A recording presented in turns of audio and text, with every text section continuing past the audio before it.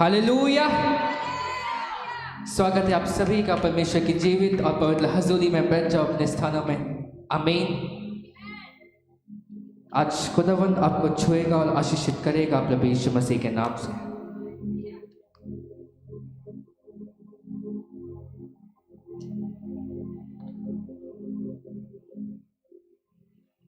कब मेरे पीछे उसके वचन में शामिल थे। मैं बार बार आपको बोलता हूँ इस चीज को और दोहराने के लिए कि उसके वचन में क्या है, क्योंकि अगर आज आप अपने जीवन के ऊपर इस चीज को समझ गए, आप सेम नहीं रहोगे फिर प्रभु यीशु मसीह के नाम से। आमीन। कितने आज सुन और समझ पा रहे हैं जो बातें मैंने आपको बता रहा हूं? हाँ कि नहीं?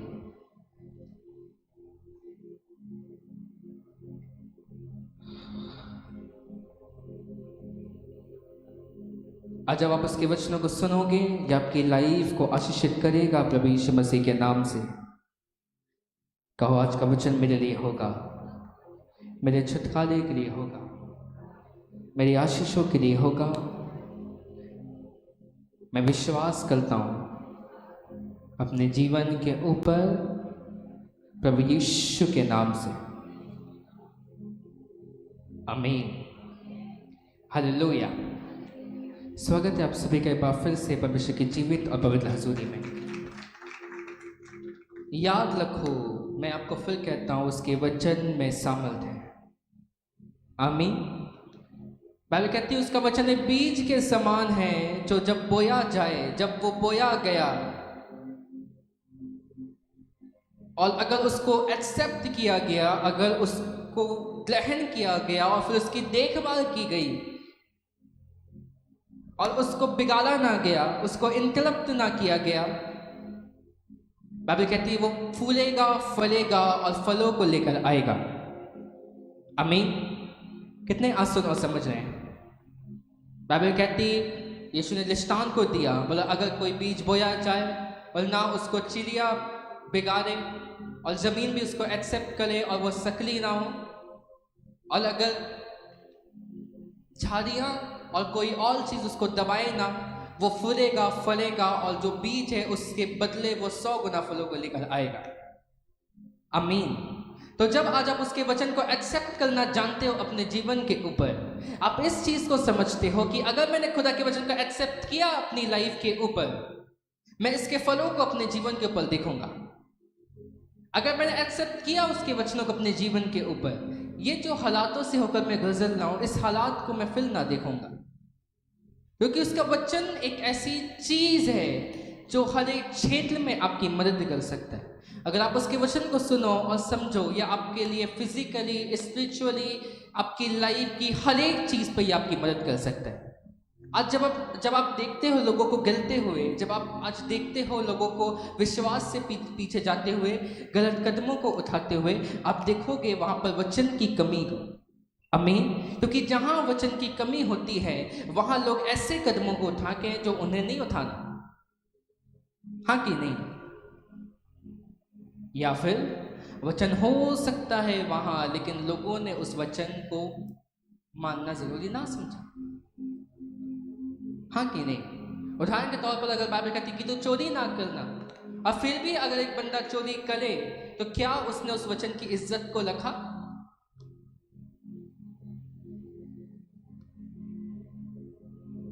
हाँ कि नहीं? कितने आप समझ रहे? अगर बाइबल कहती तू चोरी ना करना और फिर भी आप देखते हो उसी बंदे को चोरी करते हुए, तो उसने परमेश्वर के वचन को माना या नहीं माना? हाँ?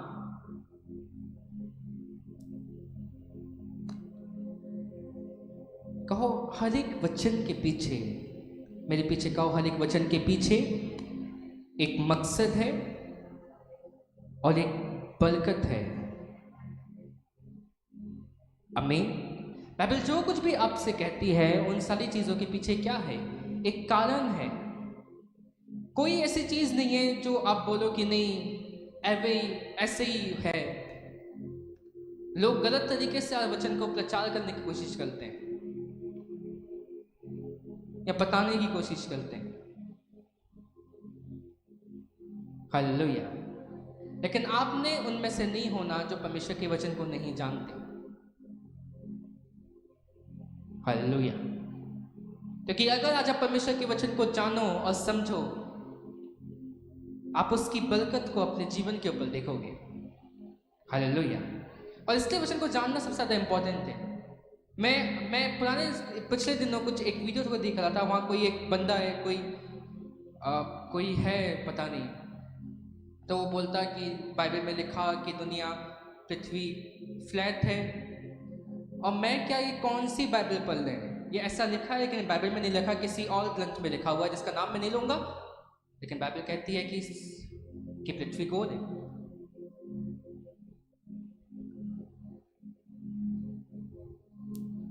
और बाइबल में लिखा है और भी कई बातें हैं, लेकिन आज लोगों को मालूम नहीं कि वचन में क्या लिखा है और मैंने कैसे उसको अपने जीवन के पर फॉलो करना है। अब खैर ये तो एक नॉलेज की चीज़ है, तो एक समझने वाली चीज़ है, वो ये जब वचनों का अनादर होता है, और वचनों का अनादर का मतलब वचनों को ना माना जाना, तब आप देखते हो शैतान को जीतता हुआ। हालेलुया।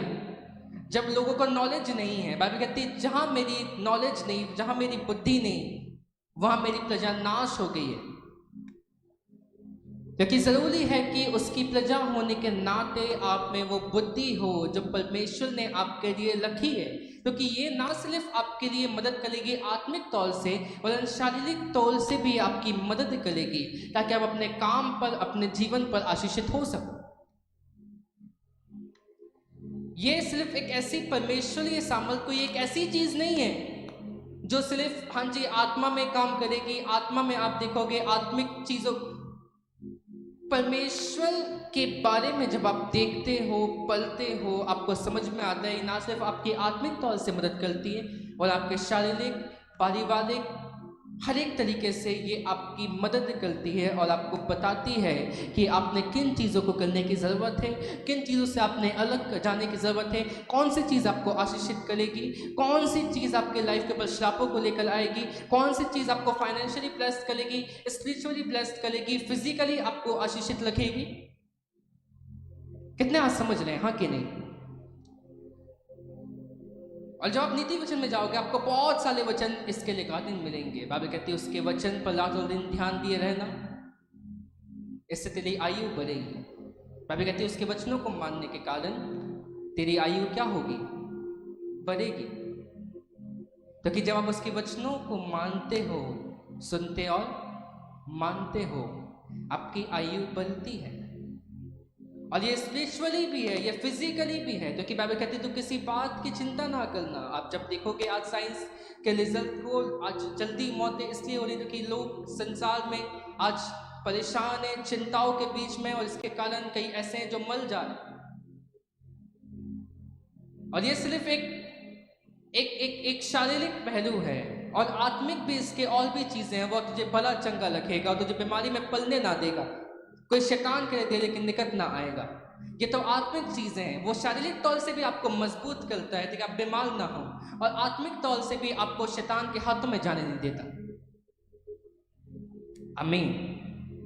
कितने आज समझ रहे हैं?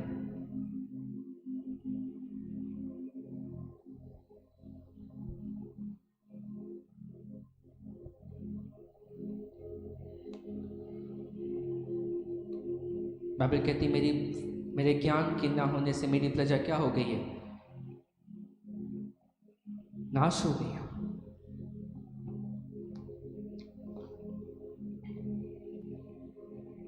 कितने आज सुन और समझ पा रहे हैं जो बातें मैं आपको बता रहा हूं, हाँ कि नहीं? कहो परमेश्वरीय ज्ञान जो मेरी मदद करता है आत्मिक तौर से, शारीरिक तौर से, मेरे जीवन के हर पहलू से, वो मेरी मदद करता है कि मैं शैतान को अपने जीवन के ऊपर हरा सकूं। काफिर से परमेश्वरीय बुद्धि, परमेश्वरीय ज्ञान मेरे जीवन के लिए छुटकारे का है, आशीषों का है, चंगाई का है, वरदानों का है, ऊपर ऊंचे स्थानों पर ले जाने का है। प्रभु यीशु के नाम से आमीन। आप कभी अपनी लाइफ के पसीब ना रहोगे अगर आप उसके वचन को क्या करो, सुनो, समझो और फॉलो कर सको। उसके वचन के साथ 3 चीजें आती है, कहो मेरे पीछे सुनना, कहो मेरे पीछे साला चल सुनना, समझना और पालन करना। पालन करने का मतलब फॉलो करना जो चीजें वचन आपसे कह रहे हैं। अब आप में से इतने लोग हैं और साले सुन रहे हैं, कितने सुन रहे हैं, हाँ कि नहीं? सुन रहे हो कि नहीं? कितने लोग सुन रहे? अपने हाथों को उठाओ। प्रचार किया जाए मानो कि आपने प्रार्थना करनी है। अब आपने क्या किया? सबने सुना कि नहीं सुना? हाँ कहो, सुना कि नहीं? हाँ ओके, तो सबने सुना। अगर आपका दिमाग आपके घर पर, आपके मार्केट पर नहीं है तो आपने क्या किया है कि मुझे क्या करने की जरूरत है? हाँ कहो मेरे पीछे, क्या करने की जरूरत है? प्रार्थना। ओके, मैं आपको बस एग्जाम्पल दे रहा हूं। अब इसको क्या करना है? आपने समझना है। देखो, फॉलो आप तब तक नहीं कर सकते चीज़ों को जब तक आप समझते नहीं कि क्यों ये चीज़ें मेरे लिए ज़रूरी।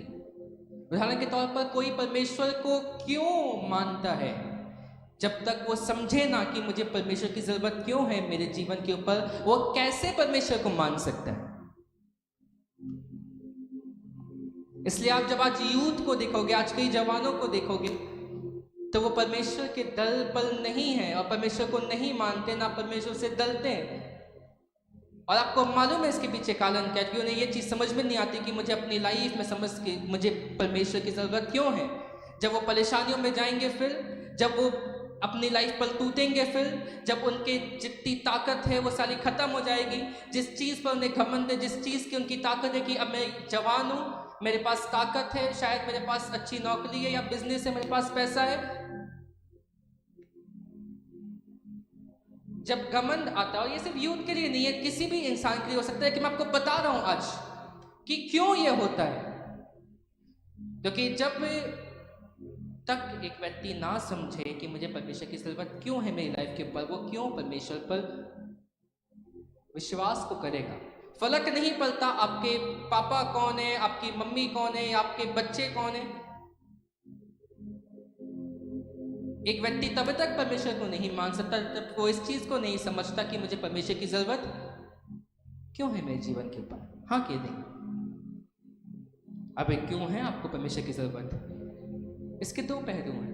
पहला पहलू ये स्वर्ग पर जाने के लिए, तो कि ये कोई नकली, कोई इमेजिनरी, कोई विजनरी जगह नहीं है कि लोगों ने बस कथा कहानियों में कहा ये सचमुच होगा। जब अगर खुदा के आने में देरी है और आप परमेश्वर में शांत हो गए, या फिर अगर परमेश्वर का आगमन हो गया और आप उठा दिए गए, तो बाइबल कहती है इसके पहले कि तुम मालूम हो, बाइबल कहती है वो भेड़ और बकरियों को अलग करेगा, वो लोगों को अलग करेगा जो खुदा के साथ चले, जो खुदा के साथ नहीं चले।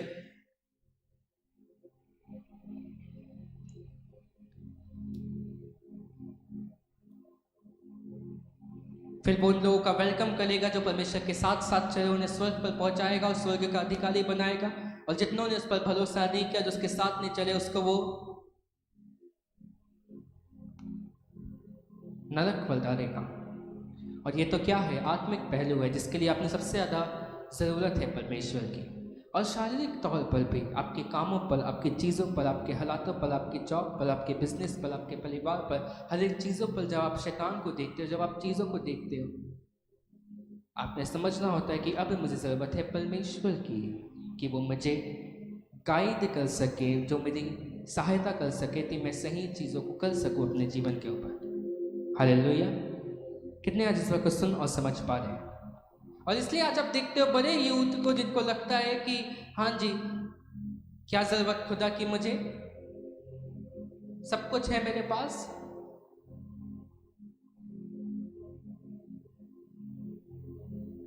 इसलिए आप देखते हो ज़्यादा ही ज़्यादा आप देखते हो नए लोगों को, ज़्यादा यूथ को, जो चाहे मसीह हो चाहे मसीह में ना हो, उनका विश्वास खुदावन से हटता चला जा रहा है, क्योंकि वो समझते नहीं कि मुझे परमेश्वर की ज़रूरत है।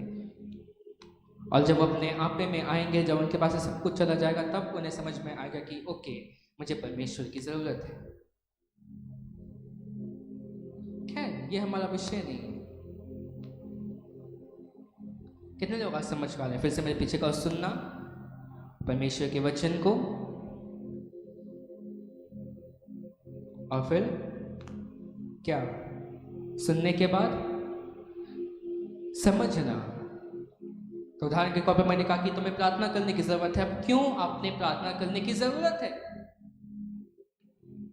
कि आप परमेश्वर के साथ अपने समय को गुजार सको, ताकि जो परेशानियां या जो चीज़ों के साथ आप हो अपने जीवन पर, आप परमेश्वर के सामने जा सको और उसको बता सको कि मेरे जीवन के ऊपर ये परेशानियां हैं। हालेलुया। अगर उसके साथ एक सही समय को व्यतीत कर सको। हालेलुया।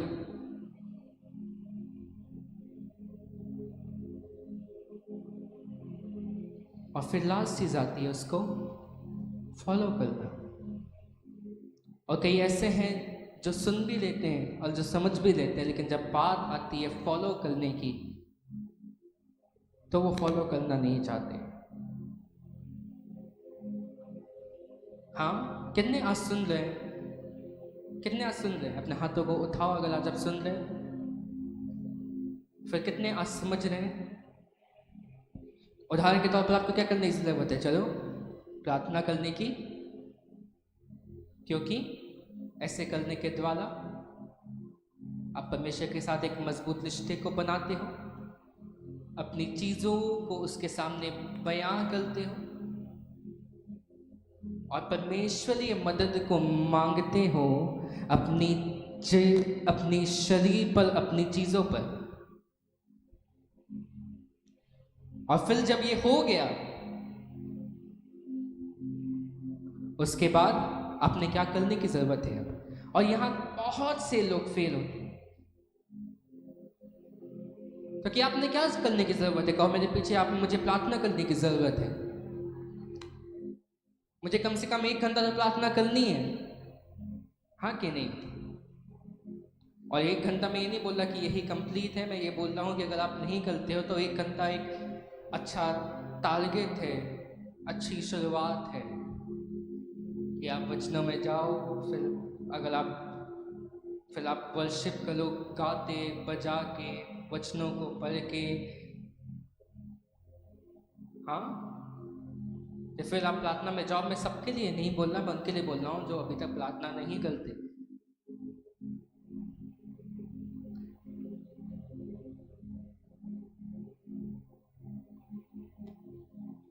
उसके बाद क्या?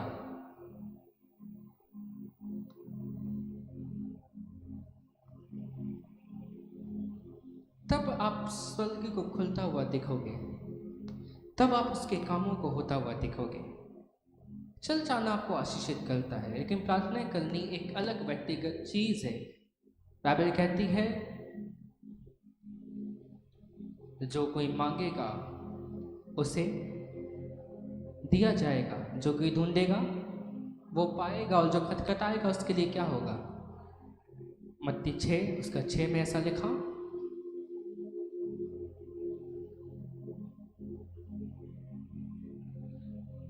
तो बात ये नहीं है कि परमेश्वर नहीं जानता कि आपको क्या करने की जरूरत है, या वो ये नहीं जानता कि आप चर्च में जाकर क्या मांग रहे हो। बात यह है कि वो चाहता है कि आप उसके पास जाओ और उसको बता सको कि मेरी लाइफ के ऊपर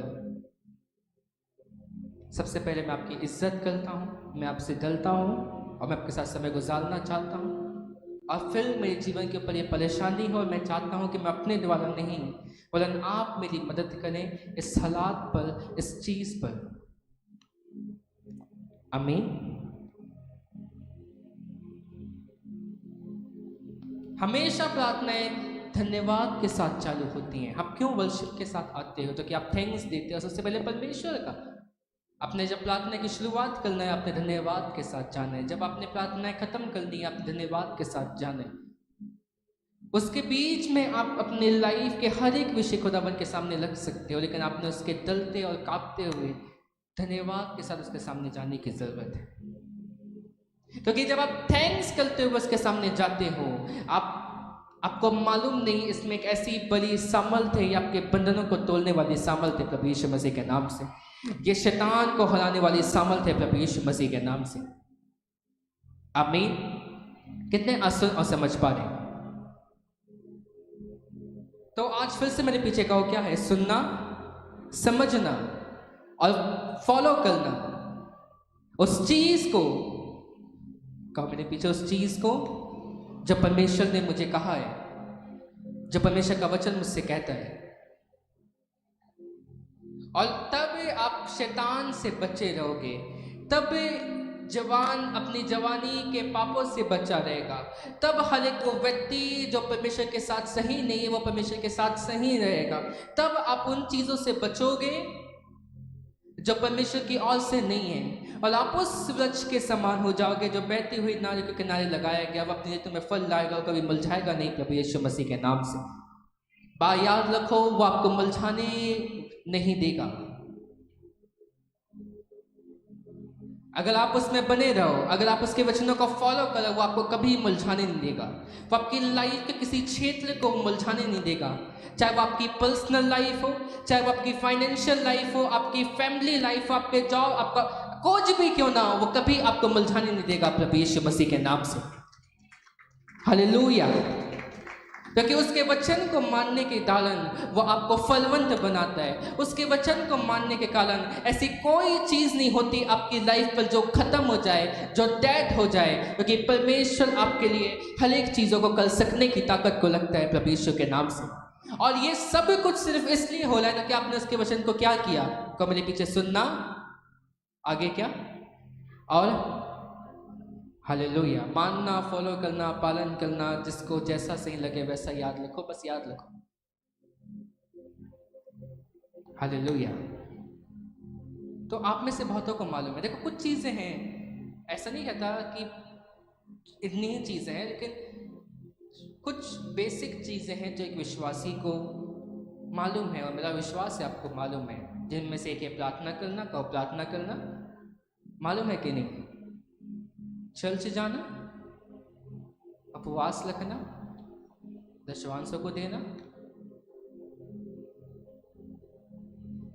वचन को पढ़ना, और भी चीजें हैं, लेकिन बेसिक तो ये 5 ही हैं। और बाकी पाप से दूर लेना 6 और भी है, लेकिन कितना सुनो और समझ रहे हैं। और ये तो शुरुआती चीज है, आप सबको मालूम है ये बात, हाँ कि नहीं? अब जरूरी ये चीज नहीं है कि आपको मालूम है, जरूरी ये चीज है कि कितने लोग इन चीजों को पूरा करते हैं। अब खुदा के बदौलत हर हफ्ते फास्टिंग होने के कारण शायद आप लोग फास्टिंग को कर रहे हो हर हफ्ते, लेकिन फिर भी और भी चीजें अपने प्रार्थना में जाने की जरूरत है। अपने दिल को खुदाबंद के सामने खोलने की ज़रूरत है, क्योंकि आपको सुनने वाला परमेश्वर है। वो आपकी लाइफ को देखकर आपका मजाक नहीं उड़ाता, वो ये नहीं देखता कि आप किस तरीके से, किस हालात के बीच में आप उसके पास जा रहे हो। वो बस आपके दिलों को देखता है कि आप किस दिल से उसके सामने जा रहे हो। और अगर आपका दिल परमेश्वर के सामने साफ है, वो आपके दिल को सुनेगा। आज जब आप जाओगे प्रार्थना में इस विश्वास के साथ कि खुदा तो मेरी सुनता है, आप महसूस करोगे परमेश्वर को आपकी प्रार्थना को सुनता होगा। जब अपनी लाइफ के लोएस्ट पे जाओ, आपको जरूरी नहीं कि परमेश्वर आपको सुनाई दे, लेकिन जब आप जाओगे और प्रार्थना करोगे और शांत होगे, आपको महसूस होगी कि परमेश्वर आपके पास है। क्योंकि जब आप इस चीज को समझना चालू कर देते हो कि परमेश्वर मेरे साथ है और मैं इस चीज पर भरोसा रखता हूं, मैं महसूस कर सकता हूं परमेश्वर को, क्योंकि उसकी आत्मा हवा के समान है। आप चाहे उसको देख ना सको, शायद कभी आप उसको सुन भी ना सको, लेकिन हमेशा आप उसको महसूस कर पाओगे अगर आप उसके वचनों को क्या करोगे? मानोगे। हालेलुया। कितने आज सुन और समझ पा रहे?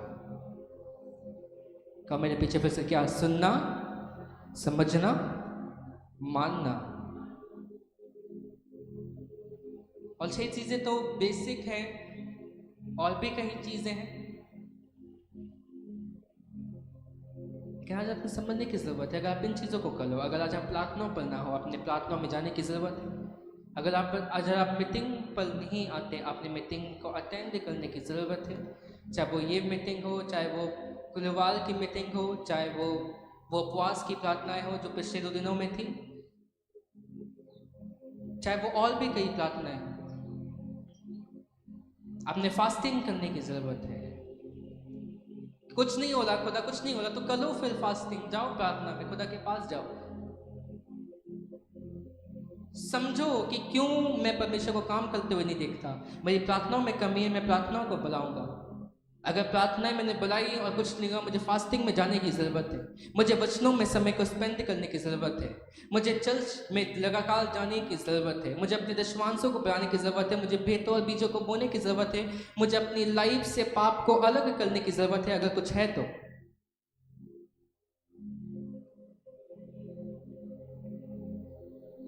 जब आप इन्हीं चीज़ों को देखोगे, आप देखोगे अपनी लाइफ में यही कि मैं यही सही नहीं हूँ, कि मैं अपने क्रिश्चियन लाइफ के, मैं अपने मसीह जीवन के बेसिक में ही सही नहीं हूँ,